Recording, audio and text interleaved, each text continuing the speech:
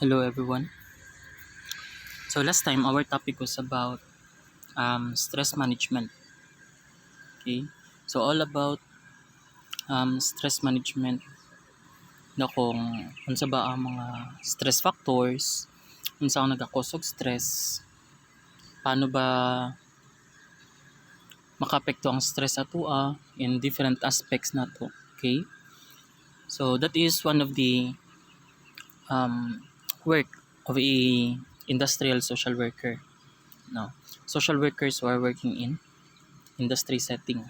So this time, since one of the job of an industrial social worker is isa siya sa magtabang sa mga employees para mabalaan kung unsa ilang rights as an employee, as workers, no.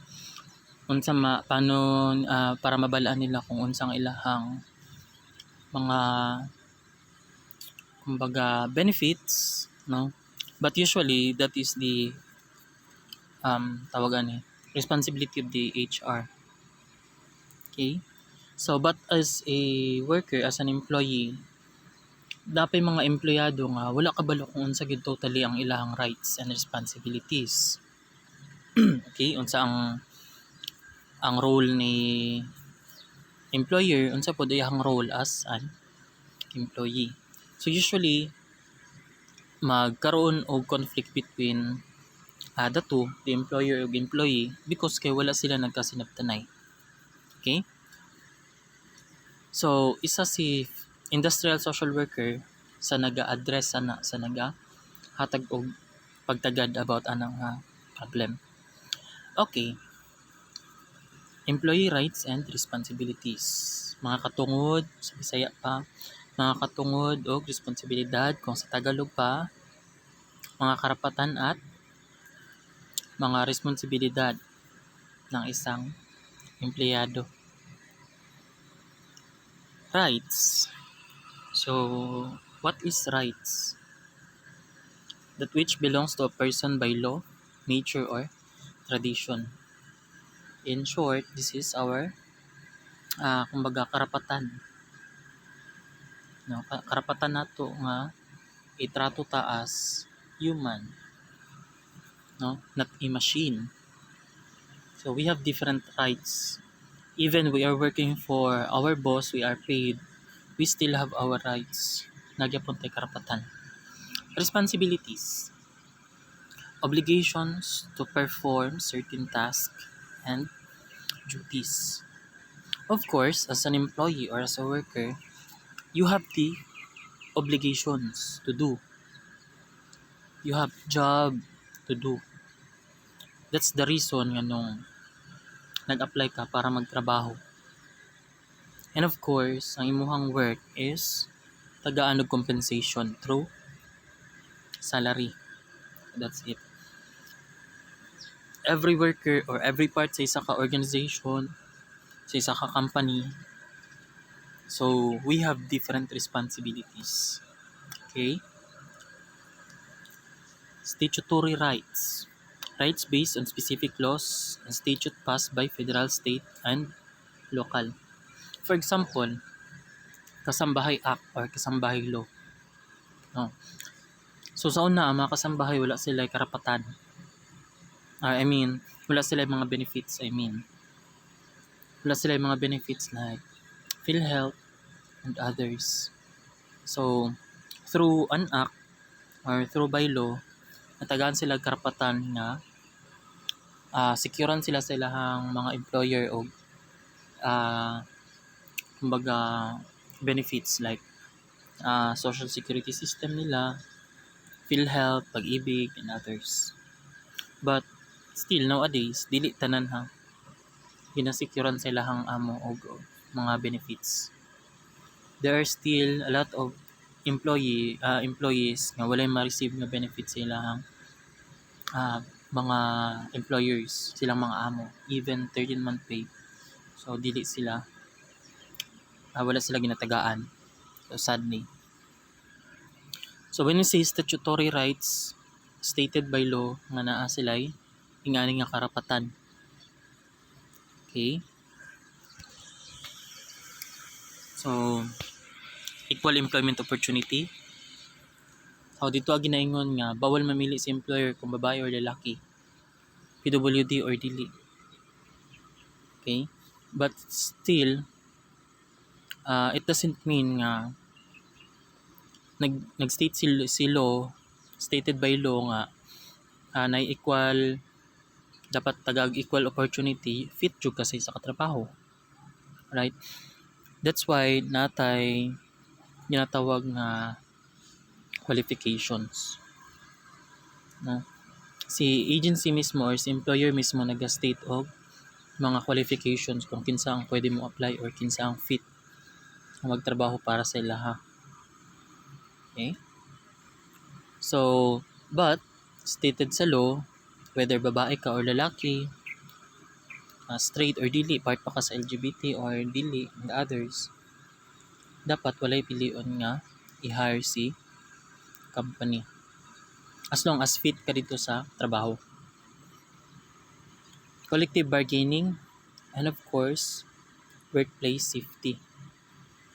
Now, stated by law, soon, i-scan lang nato kung unsa nga mga balaod ang related to employment. Okay?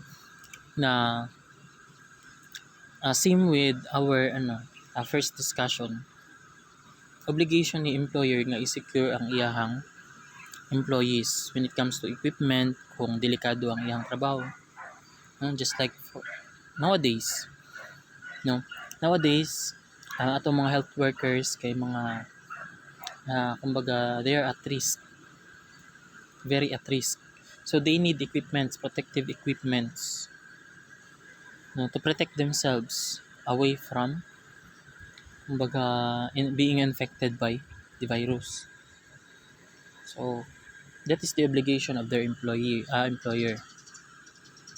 So the same with other pangatrabaho. Especially mga minors, makita nato sila usually na isuot helmet. Ang engineers, so na sila mga suot nga protective gears sa ilang ulo and other parts of the body. So that is the obligation of their employer. Okay. Next, we have contractual rights. First, we have contractual rights. Isa sa karapatan sa isang empleyado is the contractual rights. But few years ago, they are fighting. They want na tanggalon yung contractualization. As long as gusto magtrabaho ang isa ka empleyado, and as long okay ang iyahang performance as an employee, so no need na siya mag-renew og contract. So mo na ang gina-fight, because na yung mga empleyado nga after end silang contract, wala na silang trabaho. Even they are still fit silang trabaho. Rights based on a specific contract between employer and employee. So sa mga employee na diha, especially contractual like me, so we have our contract with our employer. So and it is also important to read the contract. Diba, usahay once nga taga-antag kontrata, murag lami kay sa feeling. Okay, sure good ka nga okay mo hang matrabahuan. Murag feel mo you are secure. But we must read the content of the contract. Kaya basi kita ang mailag. Okay? Kaya basi na dito yung mga agreements na wala nimo gibasa. So imuha lang yung gipirmahan dayon. So masyak na lang ka, imuhang contract kay nabot og 20 years. Nya karon ginadaog-daog ka sa imong trabaho and others. So di ka basta-basta makahawa. Okay? And of course, pag an employee nag-break siya sa contract, So pwede po siya kasuhan og breach of contract. So isa na siya sa maging consequence. Employment contract, an agreement formally outlines the details of employment. So yan na siya. We have different kinds of contract. First, we have employment contract. So man siya ang nagaingon nga formally na akay trabaho dito ang i-perform or tagaan ka og karibitang recognition nga trabahante gid ka dito So we also have implied contract.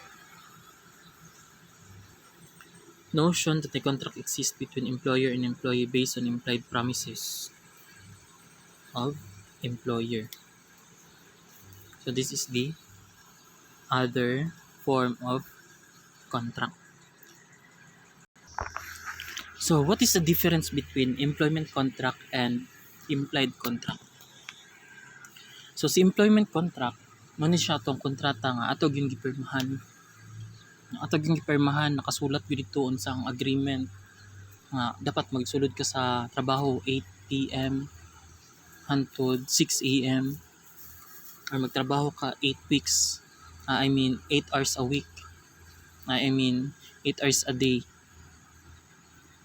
Whatever the memorandum and agreement, memorandum of agreement and other agreements therein.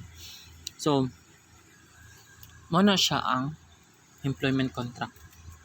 No. Nagid kay na sila i-offer sa mga trabaho nga nagid siya kontrata formal. We also have implied contract. So, unsa pud ning implied contract? When we say implied contract, mo ni siya tong wala tay formal nga written contract tong permahanin mo gisulat na ko unsay kasunduan, no? So like for example, karing mga for example karing mga katabang gud sa tindahan, no? Mga katabang sa tindahan, sari-sari stores. So usually wala na sila yung mga kontrata. Usually they don't have this employment contract. Kumbaga sa in short term pa murag sabot lang ba. Dito ka, trabaho ka dito sa ako 3-5 imuhang bulan. So wala sila agreement nga or wala sila agreements or contract nga gipirmahan. Pero nalang sila kumbaga oral or the oral agreement. Dito ka trabaho sa ako sa tindahan. So nga na, wala sila formal nga contract. So promises. Tagaan ta ka og 10,000 imuhang bulan. Tagluto og fries. So nga na, pero wala sila exact nga kontrata nga permahan. Okay. Provision in employment contracts. So, employment contract. Parties to the contract, the employer and the employee. So, sila duha ka party. Si employer, katong amo, and of course, si worker, ang employer. General duties and expectations. Compensations and benefits. So, under ni siya sa contract. Pila iyahang sahod, unsa iyahang mga benepisyo nga makuha, unsa iyahang general duty. For example, ako as a full-time teacher. So akong trabaho kay, for example, mag-teach, no? Ibutang dito nga kinahanglan active ko 12 hours a day. So for example, akong trabaho kay maliban sa teaching kay manilig sa gawas. Sure lang. So example lang na siya pero din na siya literal. So terms and conditions of employment. So isa ni siya sa terms and conditions sa to ang ginapabasa gid sa tuwa.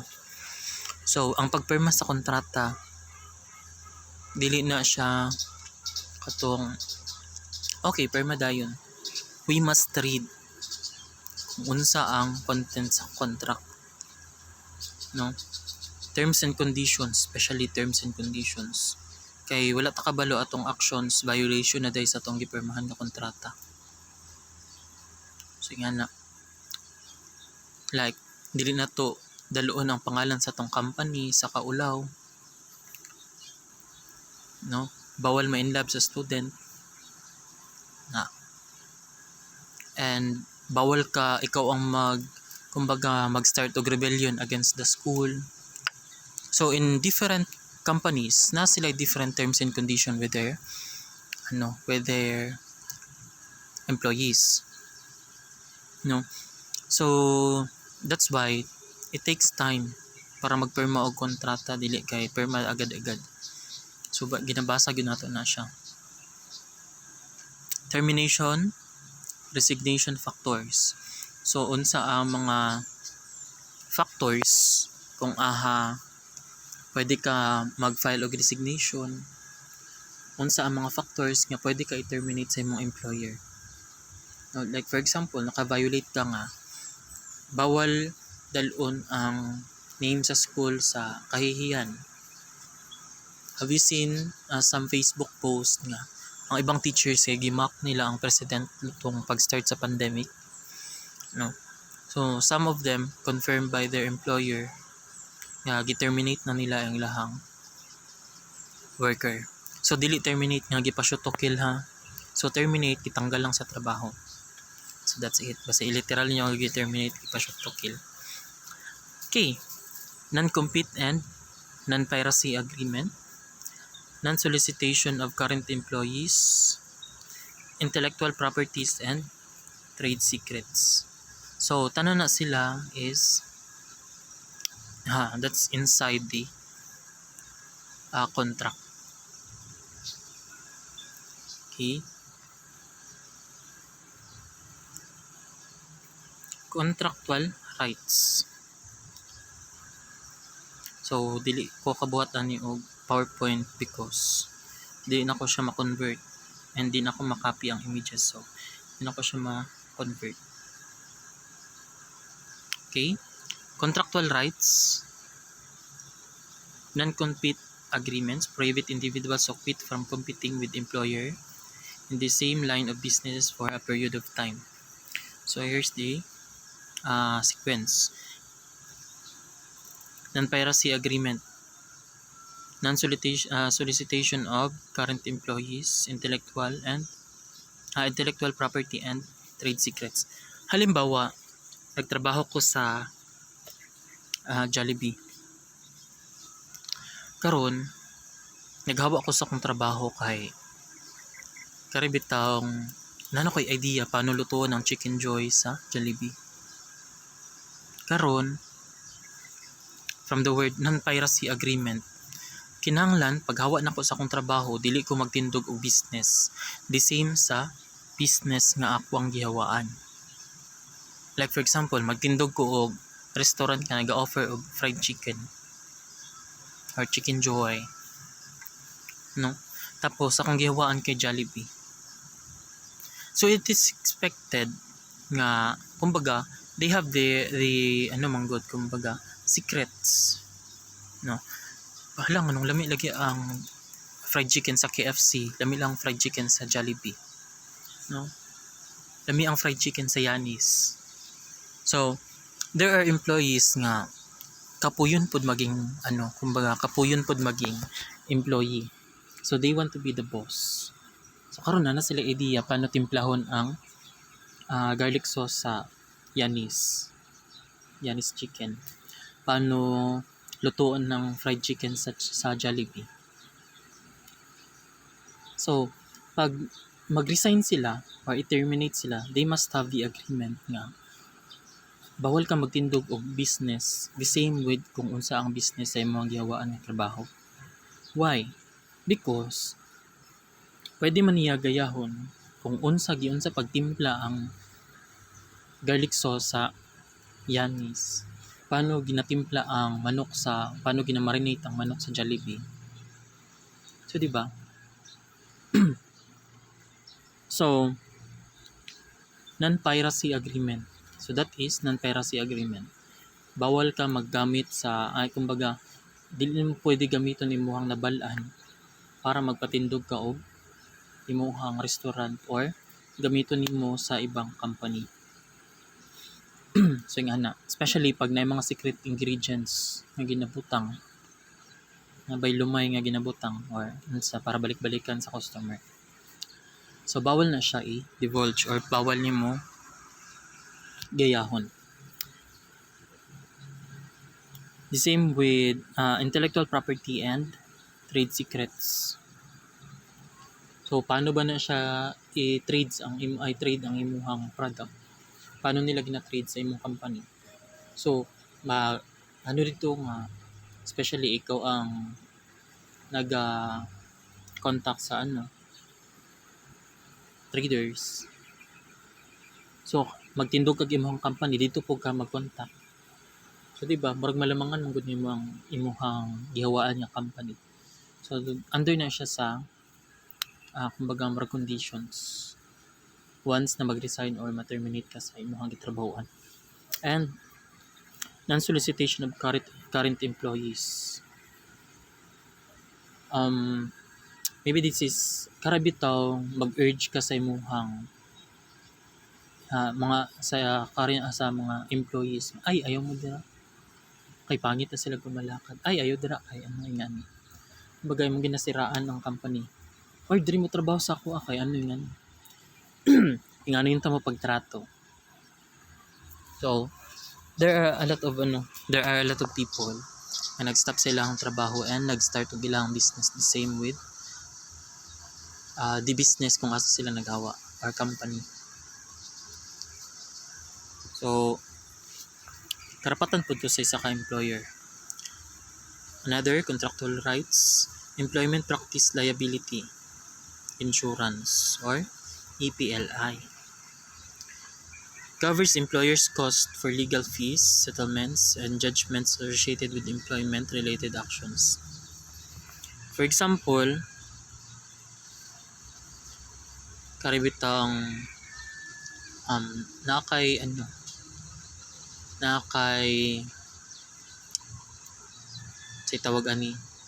accident. So, na-accident ka while nagtatrabaho. So that is the liabilities of the company. Still liability na nila because because of your job. Especially very delicate na job. Okay? Another is, for example, there are schools, especially sa mga teachers nila, there are schools nag-offer og help sa mga employees nila nga teachers nga mag-earn silang master's or doctorate degrees. So, kumbaga, isa na siya sa marag program or an example. Okay? Another, like for example, kami as teacher, so we need CPD units para sa muang tawag ani license renewal since kinahanglan po na sa school. So sometimes pag naay mga seminars nga nagahatag og CPD units, nagatabang si school, naga-extend siya og help usually, especially sa ubang schools, pati sa ibang schools. So they do the same. Rights affecting the employment relationship. So, si employer ug si employee, they have this working relationship. The relationship nga intimate. But they have this relationship. But also, there are factors na nag-affect sa ato ang relationship with our boss. So, what are those factors or rights, I mean? So, employment at will, wrongful and constructive discharge, just cause, due process, distributive and procedural justice. Then, padulong sila sa employment relationship. So there are situations kung asa we cannot kumbaga karabitang dili nato malikayan nga na atua as karapatan nato that we have to exercise our rights. Like for example, 13-month pay. Tapos ang imuha for example, overtime pay. No? So there are employers nga wala naghahatag og overtime pay. So if you can see some memes in Facebook na pag malate kaltas pero pag overtime thank you lang. So di ba? So kumbaga isa na siya sa mga rights nato. Isa na siya sa ato mga karapatan as employee nga makaapekto dito sa atong relationship with our employer, like ay demanding kayo, ay karing nawag kwarta na, but that is our right as an employee. Okay, employment at will, wrongful and constructive discharge, mga mali na to nga actions. Dili malikayan nga as employee nagid tay mga lapses, mga mabuhat nga dili okay, but still that is the decision is up to the employer kung palagpason or okay lang, warning, suspension or termination. We also have due process. Pag if we committed something that violates the terms and conditions of our contract, so again the decision will be up to the employer. What will be the consequence? Suspension and others. Suspension, termination, so on sa ba. But usually, they will give us warnings before they terminate pag padayon nga magpadungol si employee. Okay. Employment at will. Employers have the right to hire, fire, demote, or promote as they choose unless there is a law or contract to the contrary. From the word employment at will, pagbuot ni employer, pagbuot ni employer kung kinsa iyahang i-hire, kinsa iyahang tanggalon nga employee, kinsa iyahang i-demote, kinsa iyang i-promote, from teacher to janitor. So pwede kanya i-demote, pwede kanya i-promote, from teacher to principal. So that's it. So that is the kumbaga the will of the employer. Kumbaga karapatan na ni employer. Karapatan siya kung kinsa yang i-hire, kung nang-apply ka tapos dili ka i-hire, so wala tay mabuhat, that is their right. Karapatan na nila mamili o employee. Kinsay lahang tanggalon, kung tanggalon kanila kay nakay violations, that is their right because naaman tay kasabutan. Okay, unless there is a law or contract to the contrary. So kung naa kay kontrata, especially pag wala kay violation dito sa terms and condition, and of course dili pa expired ang contract, so walay karapatan walay igo nga karapatan si employer to fire you unless lang kung nagud kay violation. But still up to the employer gyapon kung unsay lahang decisions. Okay? Then next to the employees have the right to quit and get another job under the same constraints. Though we have this contract, that's why nata ginatawag nga resignation.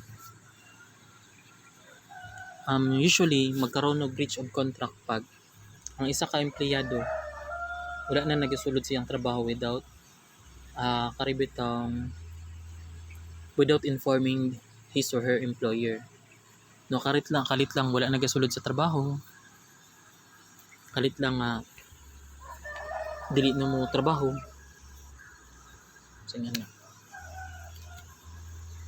So, but still karapatan ni empleyado nga mag-quit kung dili na gud siya kaya or di na niya gusto yung trabaho. Na siya karapatan mag-quit and to look for other job. Okay? Next, we have exceptions to employment at will. So, sa number 1 gay na, adri employers have the right to hire, fire, and others. So, unless if na contract, if na siya violation dito sa terms and condition or sa organizational policies. So, pwede siya tanggalon sa trabaho kung na siya violation. Next, implied contract of continuing employment. When we say implied contract, wala sila kontrata nga gipirmahan but they have this agreement na pagtrabaho siya o patrabahoon siya sa isa ka tao. So bisag wala siya kontrata, kung gusto sa katong nagapatrabaho sa iyahang magpadayon siya, then walay problema.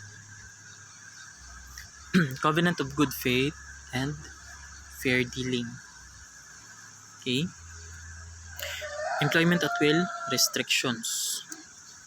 Wrongful discharge. Termination of an individual's employment for improper or illegal reasons. Katong mga wala igong reason tapos tanggalon sila. That is what we call wrongful discharge. Kalit lang tanggalon, tanggal na ka. Especially wala enough or valid reason like lugi na ang company, magsarado ng company, na siya violation with against the contract and contracts terms and policies, terms and conditions. So nga na. That is wrongful discharge. Constructive discharge. An employer deliberately makes working conditions intolerable in an attempt to get an employee to resign or quit. So again, an employer deliberately makes working conditions. Si employer man gud ang magbuhat og working conditions.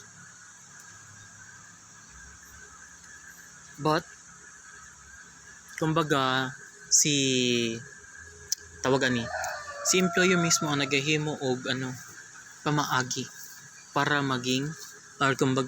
para mag-quit si employee sa iyang trabaho.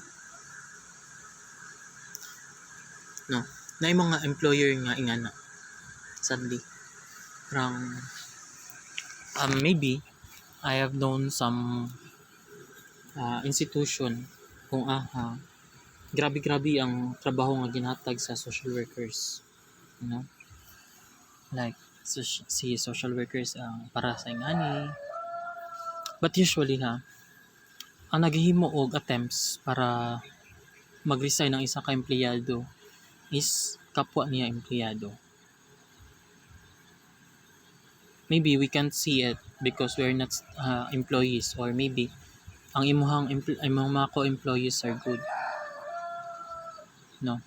But I have witnessed during my internship na there are also other employees nga nagahimo sila og ways para mapaulawan ang isa ka employee.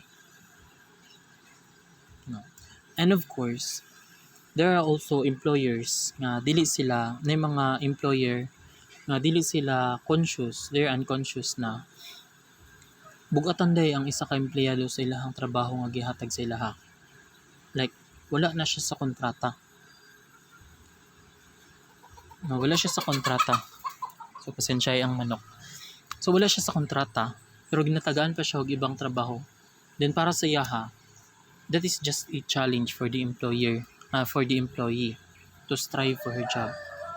Pero dili kaya, sometimes dili kaya sa isa ka empleyado i-perform tanan role, tanan trabaho. Okay? That's one of the reasons why employees quit from their job. Okay? So maybe some of you nga workers na you can relate somehow. Okay? So when we say constructive discharge, from the word constructive or tinuyuan, in order para ang isa ka empleyado is mag-quit sa iyahang trabaho. Like, grabe ka demanding, no, demand 3, demand dito, andun sa kapuyon ang empleyado, mag-resign. Okay?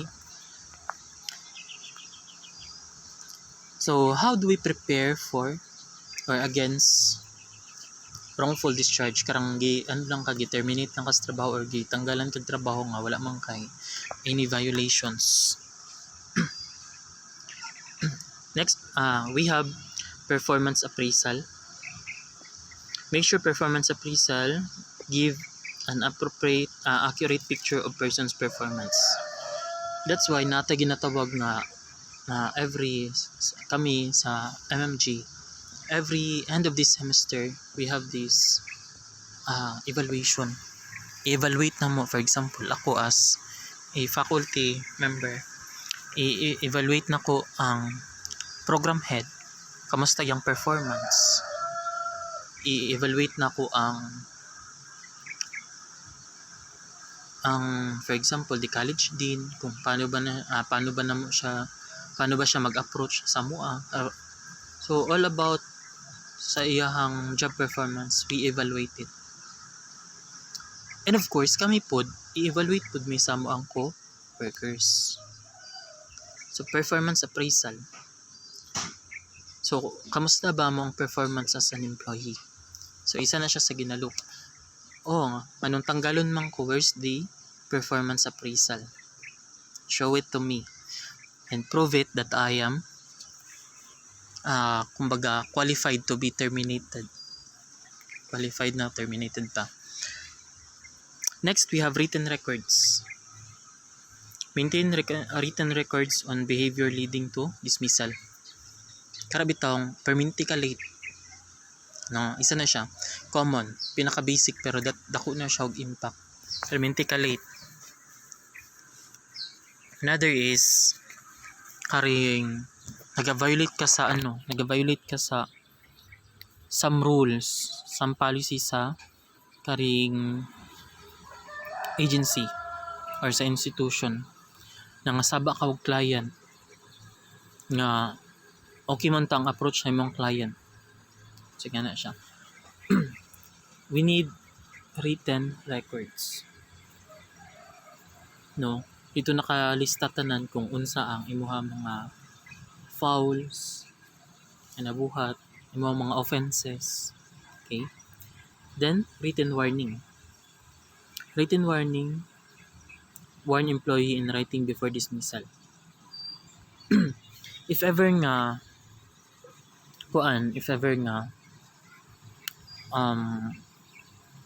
na-commit na offense ang employee, tagaan siya og written warning.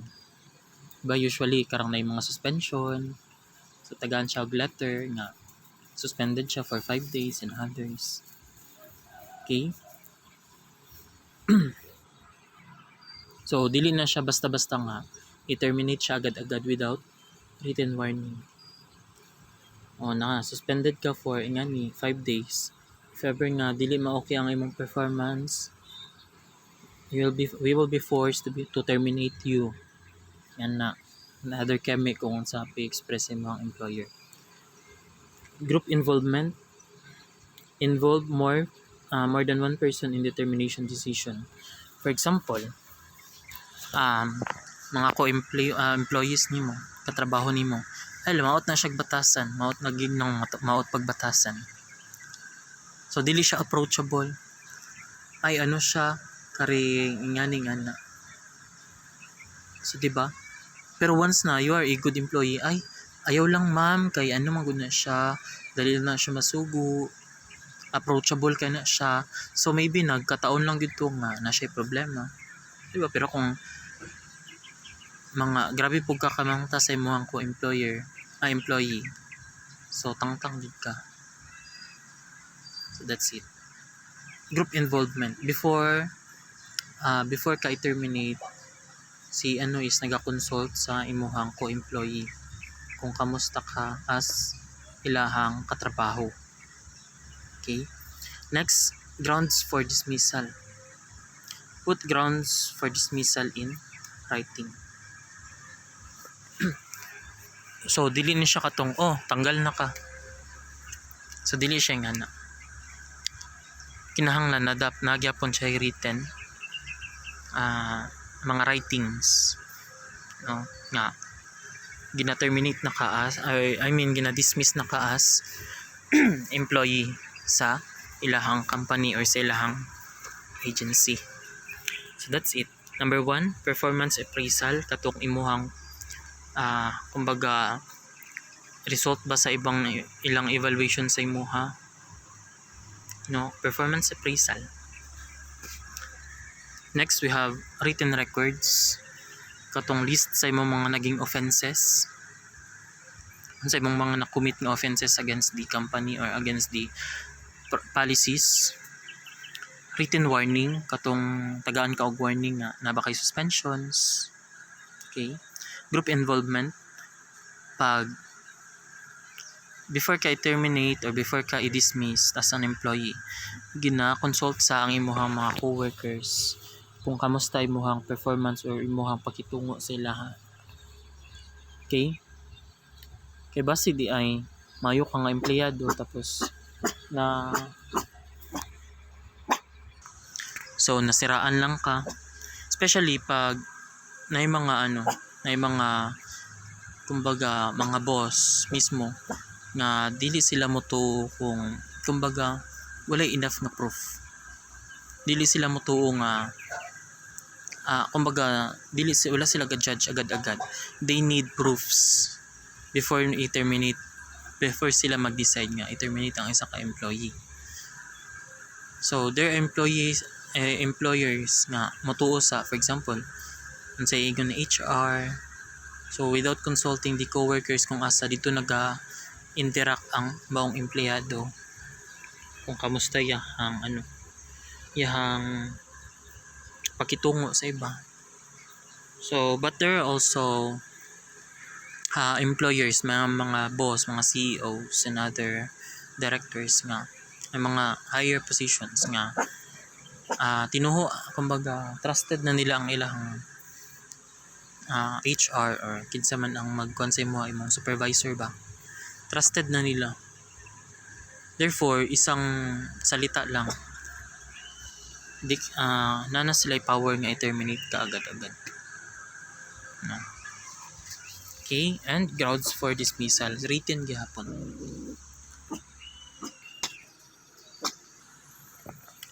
Next, we have employment at will, fairness, pagiging patas, just cause, reasonable justification for taking an employment-related action. So we have fairness. Kumbaga, that's the reason during employment, for example, hiring. No, for example, during hiring, di ba, sometimes si HR ba or si kinsa ang mag-interview sa imo they're asking why we should hire you. What are your qualities na highlighted compared to other applicants? So I've been asked that question. So kinahanglan we have this reasonable justification. Ay, ngani ko, talented ko, na ako'y mga knowledge about this one nga maybe wala sa ibang employees. Your skills, no? Unsay mo mga qualities. And of course, when it comes to termination or dismissal, kinahanglan na ay igong reason. Anong tanggalon ka? Like, daghan kag violation, permanente ka late. na nagpa ka og kliyente. So nitubag-tubag ka sa imong supervisor, sa imong boss, ginalibak nimo si boss, na kay na-commit nga nagadaot sa image sa inyong company or sa inyong agency. So inga na, reasonable justification for taking employment-related action. Before gyud siya buhatag action like termination or tanggalon sa trabaho, there must have justification. Okay. Next, we have due process. The means used to allow individuals to explain and defend their action against charges or discipline. That's under the due process. They must have the right, si employee the trabahante. They must have the time to express or explain their sides. Nga nung nakakommit man sila og violation, nga nung perminti man sila late. But commonly, about this karing late nga violation, this is very common. No? So, but other, like for example, na karing especially katong mga teachers nga nadala nila ang pangalan sa ilang agency, sa ilang institution into something shameful situation, they must have the opportunity to explain what happened, kung unsa gyud dalahang reason. Okay, that's part of the due process, and si employer na mismo mag-evaluate kung is that reasonable or is that valid reason to do such action, to commit such action. So ingan na, so sila mag-decide. Okay, so we have under the due process, we have two process. We have distributive justice, perceive fairness in the distribution of outcomes. So this is in both sides, no, si employer o si employee. And of course, procedural justice, perceive fairness of the process used to make decision about employees. No, kumbaga, when we say procedural, we have this procedure. No? Perceive fairness, mag-consult ba sila to other co-employees nimo unsang ilahang opinion about sa imuha or sa ilahang mga karibitawng mga napansin, no? Or unsa ba ang other process nga magpamatuod nga dapat ka tanggalon or dapat ka magstay sa imong trabaho. So nana siya process, the procedure. And of course, perceive fairness in distribution of outcomes. So unsa kaya maging outcomes when the employer will kumbaga discharge or terminate you as their employee, no? For example, lisod kay mangitag social worker karon, tapos si social worker permentilate, tapos napuno na guro ang HR, no, mapuno si HR sa sige kay daghan kayo mga kliyente ga hulat. So for example, lisod kay mangitag RSW karon, no, and RSW is one of the most important person in a hospital. Why? Dili tanan pasyente kaya magbayad. So pwede lang na sila isa lang ang authorized professional nga pwede maghatag sila og authorization to ask for help. That is the social worker. Karon kung walay makita ang social worker si agency, di ba? Ay, lisod ka maglisod ta mangita og laing social worker. So they will give you chances, no? Kan baka og some warnings or again some conditions. Okay, so let's continue this one in other slide. Because limit lang ito 1 hour.